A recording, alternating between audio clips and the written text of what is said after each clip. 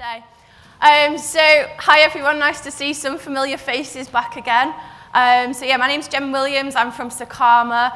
We're a cybersecurity consultancy. We've got a massive purple stand outside, so if you do want to come and speak to us afterwards, that would be great. Okay, so who remembers the attack that happened on Swissport? Some nods, not many. However, would you know this was an attack if I said actually this was the British Airways hack that made the media and lots of people had, plenty of data stolen and there were some very embarrassed faces? How about the SSCL attack? Does anybody remember that one, that high-profile attack? Probably not, but you'd nod your head if I said actually this was the Ministry of Defence attack, where hundreds of MOD employees had their payroll information stolen. And the reason I'm making this point is because if you are breached as a result of a third-party compromise, it's actually very rarely the third party that will suffer the reputational damage or the loss or face angry customers wanting to know where on earth their credit card information has got to.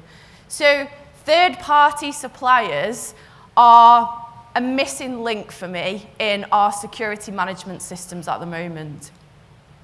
So Secarma, we are primarily a penetration testing business. You pay us some quite substantial fees to hack your crown jewels from earlier. You pay us to enter your most valuable areas of the business. Now, I then thought, how many of our customers actually ask Secarma about our security credentials? So bear in mind, you're paying us to take your most valuable data. How many of them actually ask us for what we're going to do with it, how we handle it, how we store it, what do we do with those vulnerabilities that we discover in your systems? The answer is quite shocking. The answer is less than 5% of our customers ask us for any information about our own security practices. I find that nuts. I don't know about you guys. And I started talking to customers about why that might be. Do you need to send us a questionnaire? Do you need to know any details from us? Why aren't you asking us for this information? And a couple of reasons came about, perfectly valid reasons. Some of them said to us, actually, we have no idea what to ask. We have no idea how to validate your security. Some of them said, oh, we've actually never thought to. We just assumed you guys would be secure because you're a security partner. And some of them said, well, we do have a questionnaire that we send, but I don't think it's very good, and actually I don't want to trawl through your answers. So I thought that there's got to be a better way. So in my kind of previous roles in security and in my current role, I've often been that person who has to fill in the vendor selection questionnaires. They're huge, they're overcomplicated. Sometimes I'm given a spreadsheet that has 200 questions across multiple pages. They're quite often repeated. They very rarely ask me for any information that I know the customer is going to take action on. So I know that there's some of those questions where if I provide a negative answer, actually, no, we don't do that, you're probably still going to come and trade with us. You're very unlikely by question 200, because I'm a human, as are everybody else filling in these questionnaires, you're unlikely to get my best work at question 200. I'm likely to be ticking that box so we can get on board and get on with what we all want to do. So having those really long forms is actually not giving you the most valuable insight. They're also often not proportionate to the type of supplier that you're asking the questions of. So when we've spoken to customers about their third-party review process, we often find that the cleaning company are getting the same questionnaire as the security provider. That's nuts. They're not going to be able to answer those in the same way, and they're not going to have the same types of access into your business. Of the 5% that have ever asked us for our security credentials, I'll just let you guess how many have asked us the year after, is our information still accurate? The answer is a big fat 0. I don't think we've ever been asked, actually, is this person still our point of contact? Do you still hold these certificates? Can you provide us with your renewed insurance policies? So it tends to be a bit of a one and done exercise, which is obviously not ideal. So we need a better way of doing this. Categorize your suppliers. So yes, your cleaning company does have access to your business. Yes, they do enter physically into your controlled areas. Think about which of your suppliers is the highest risk and categorize them, group them. You need to perform different types of risk assessments on those suppliers. So you might have hundreds of suppliers if you're a larger organization. They might have hundreds of suppliers as well. So this is why the grouping is essential. There's no point in asking the same set of questions to all of those different categories of business. But if you categorize them into maybe 4 or 5 blocks, you could have a risk assessment process for each type. You then need to conduct those evaluations. So when they're onboarded, do an initial check of their security credentials, and I'll come on in a second to some of the things that you maybe should be asking. And then most importantly, make sure that they are monitored and reviewed. Think about how quickly technology moves on. Most of us in this room 2 years ago weren't even talking about AI. Now it's all over our business and is ignoring our SharePoint permissions. So make sure that technology moves on so fast, as do security implementations and management systems. Actually, how do you know that business hasn't made a substantial change in the way it handles data, which means that actually they don't now meet your requirements? So how do you design a good questionnaire to allow you to do that initial risk assessment? For me, if you are going to ask a question, you need to be able to answer the following questions. What will you do with the information? So at Secarma, we will not trade with a business that doesn't hold cyber essentials. One, because we have an interest in them holding cyber essentials for a certification body, but mostly because they've shown us that actually they can't quite cover the basics that the National Cybersecurity Centre says all businesses should cover. What will we do with this information? Well, actually, we'll take action and we probably won't onboard them as a supplier. If that doesn't apply to you, so if you're not bothered about what certifications they have, don't ask the question. Keep it simple so that you get good responses that you're actually going to take information on. So if the responder says no to that question, no, we don't have a data protection officer, or no, all of our data isn't held within the EU, what are you going to do about that? Are you still going to trade with them? Are you going to put mitigating actions in place? Or actually, is it a compulsory control for them to have? Make that decision before you ask the question, and only ask the question if it's the last 2 answers.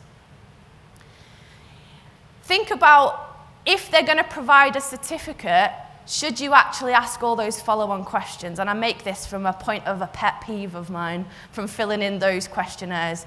Question number 1 is often, do you hold ISO 27001? And I can tick the box and say, yes, we do. Here's our certificate, here's our expiry date, here's our scope statement. And then they proceed to ask me about all the controls in ISO 27001, which I've had to show and prove to an auditor with far much more training around information security management systems than the procurement person likely to be reading my questionnaire. So if you're going to ask for a certificate and you're going to rely on the certificate, you probably don't need to ask all the follow-on questions. However, what you definitely should do is ask for the scope of the certificate. As a Cyber Essentials certification body, we see some great scopes that are very tiny and actually probably don't give you that much value in terms of relying on them. I can think in particular of a major educational establishment who certifies such a small network that out of, I think it's about 5,000 devices they have, and they certified 2 of them against Cyber Essentials in a little tiny segregated network. That's not really going to be acceptable to my, for my vendor selection process. So do ask, if you're going to rely on certifications, ask for the scope of those certifications. Think about what certificates and standards that your business values. So I've named Cyber Essentials, I've named ISO 27001. Maybe in your industry, there are other certification schemes that are actually more important. So if, for example, if you're in the smart manufacturing industry, you might not value ISO 27001 as highly, but you'll value things like the ETSI EN 303645 standard, which, if you've not heard of it, is the EU standard for security in smart devices.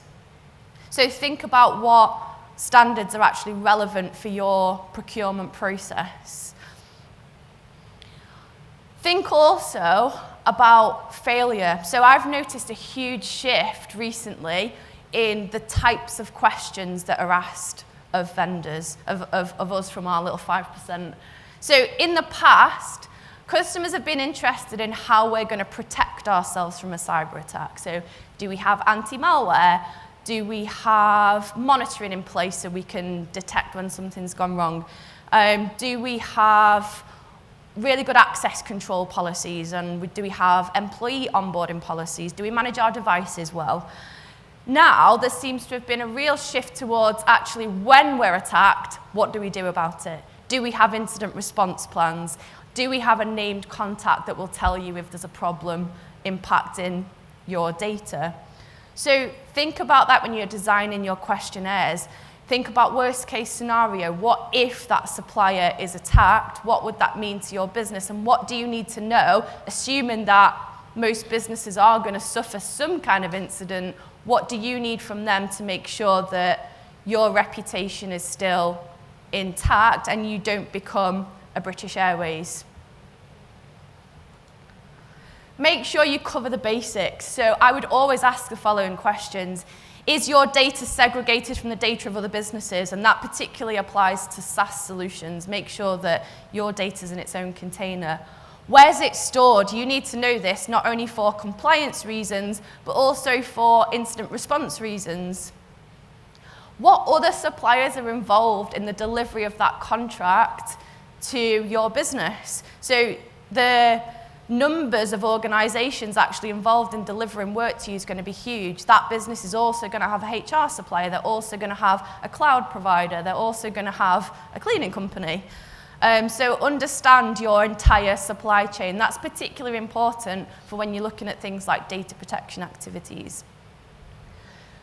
Who will tell you in the event of a compromise? That's really important to establish those communication channels before something's gone wrong. There are so many incidents that we see at Secarma when we're helping customers deal with a cyber attack where actually the incident itself has been used to further gain things like credentials, when the malicious organisation has actually said, oh, we're from this company, we've had a cyber breach, can you give us these details so that we can, fix it? And actually they are malicious actors in themselves. So establishing those communication channels before there's an incident is vital. Can I check? Where you can, build in a right to audit into your contracts, because supplier questionnaires are brilliant, but actually if you've got no way of validating those, then they just become a paper exercise. So check certificate registers. You can check authenticity of those with the certification bodies. Incident response and disaster recovery. So include suppliers in your incident response plans. They're the people who are likely to be able to help you, but also could compromise you further. So our recent attack on our high street supermarket friends, that was made an awful lot worse by a MSP, well, a pretend MSP, phoning up and saying, actually, you need to reset your password and your MFA. So make sure that everybody knows the procedures for dealing with third parties. Good suppliers will be willing to help you.